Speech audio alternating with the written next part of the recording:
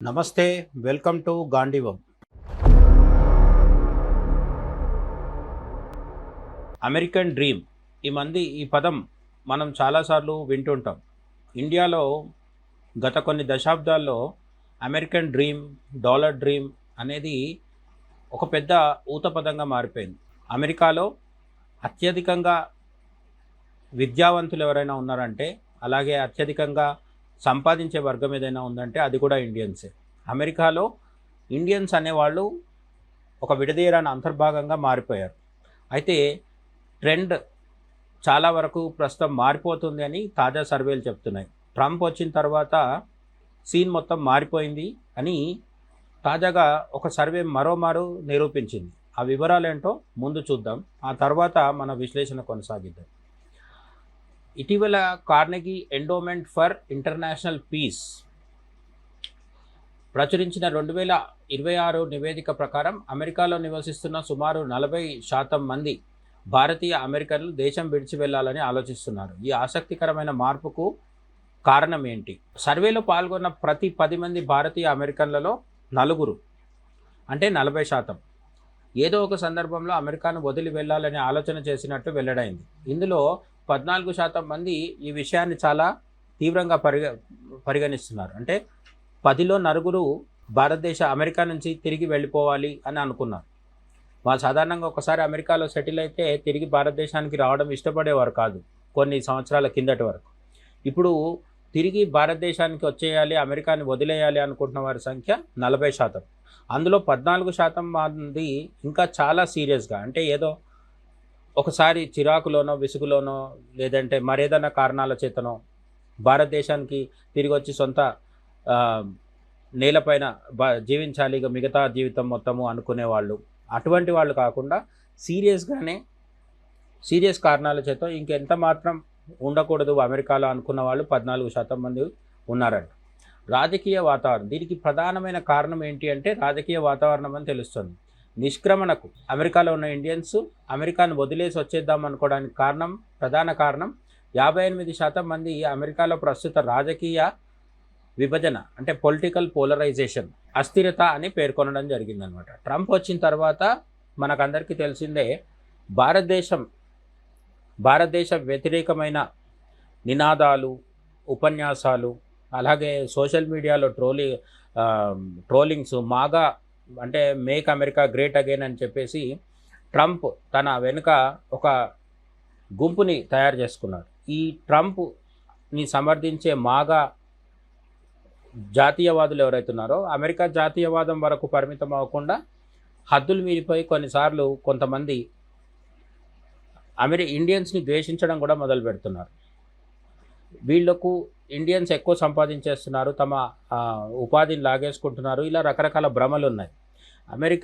అమెరికాలోకి కాల్పెట్టే Indians అందరూ కూడా విద్యార్హతలుండి అమెరికాకు ఉపయోగపడేవారే తప్ప అమెరికా నుంచి ఏదో పొందేసేవాళ్ళు,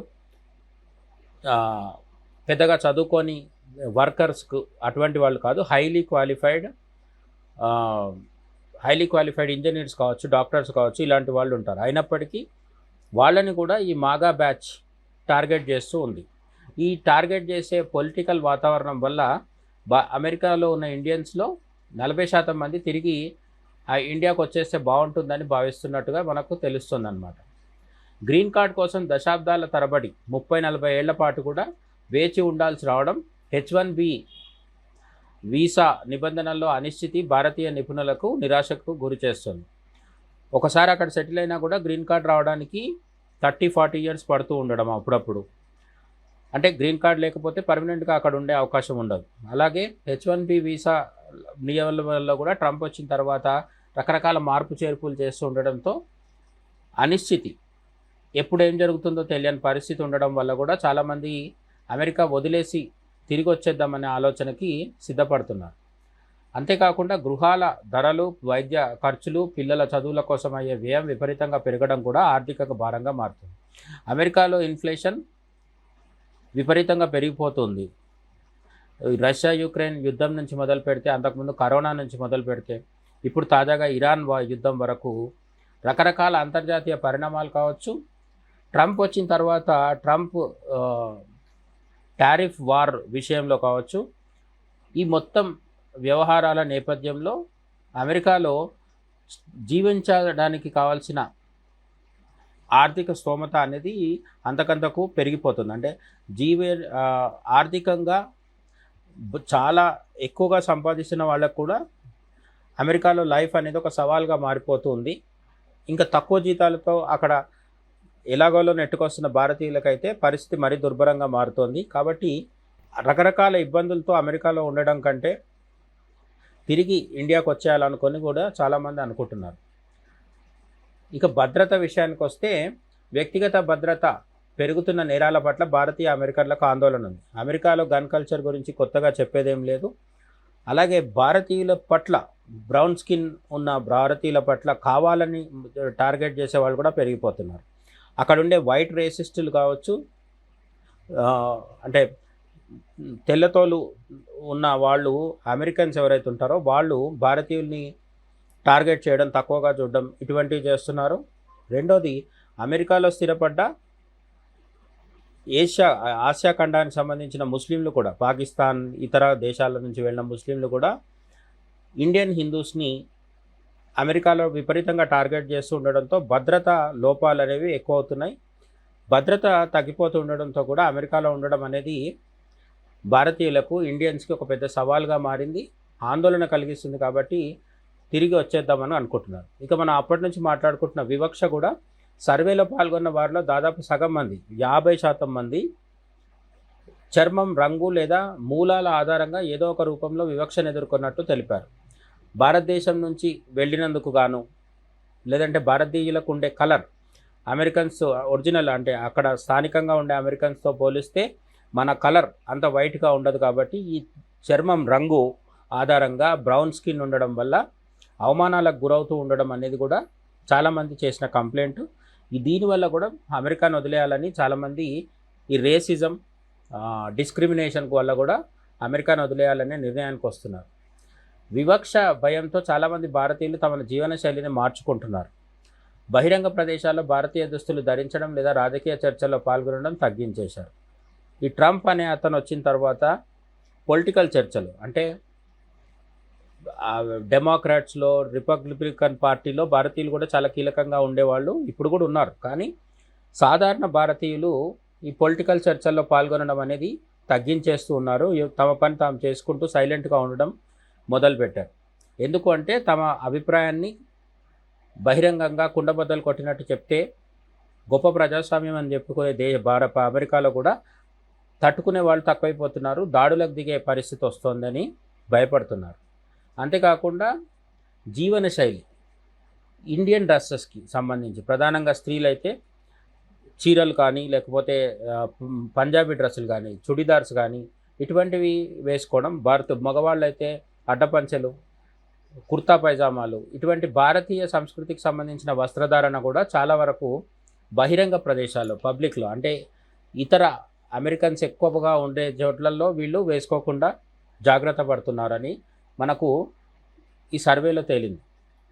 అమెరికాను వీడాలనుకునే వారు కేవలం భారత్ వైపు మాత్రమే కాకుండా సులభంగా పౌరసత్వం లభించే కెనడా, ఆస్ట్రేలియా వంటి దేశాల వైపు కూడా మొగ్గు చూపుతున్నారు. అమెరికా నుంచి రిటర్న్ వచ్చేద్దాం అనుకున్న వాళ్ళు చాలా వరకు ఇండియాకు వస్తున్నప్పటికీ అందులో కొంత భాగం మంది కెనడా కానీ, ఆస్ట్రేలియా లాగా అమెరికా కంటే ఈజీగా వీసాలను జారీ చేసే దేశాల వైపు కూడా వెళ్ళే ప్రయత్నం చేస్తున్నారు.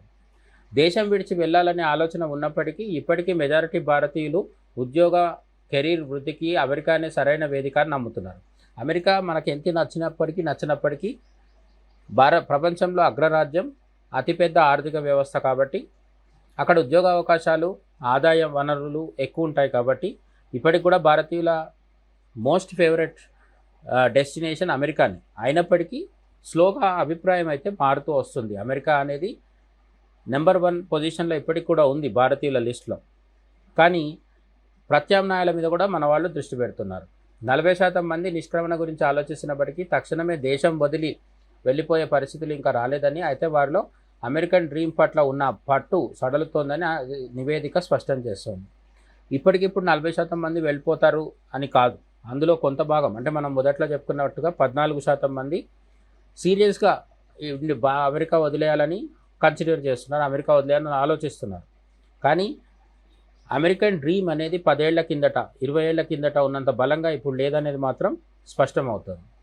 మరి ఈ అమెరికన్స్ అంటే అమెరికాలో ఉన్న మన ఇండియన్స్ ఎవరైతే ఉన్నారో ఈ ఎన్ఆర్ఐస్, వీళ్ళు కానీ తిరిగి భారతదేశానికి వచ్చేస్తే భారతదేశానికి మేలు జరుగుతుందా? ఇండియాకు ఒకవేళ మంచి జరిగితే అది ఏ విధంగా ఉపయోగపడుతుంది ఇండియా ఒక గొప్ప దేశంగా ఆవిర్భవించడానికి, మరింత ముందుకు వెళ్ళడానికి? కామెంట్ సెక్షన్లో ఖచ్చితంగా చెప్పండి. మరో వీడియోలో తప్పకుండా కలుద్దాం. జై హింద్.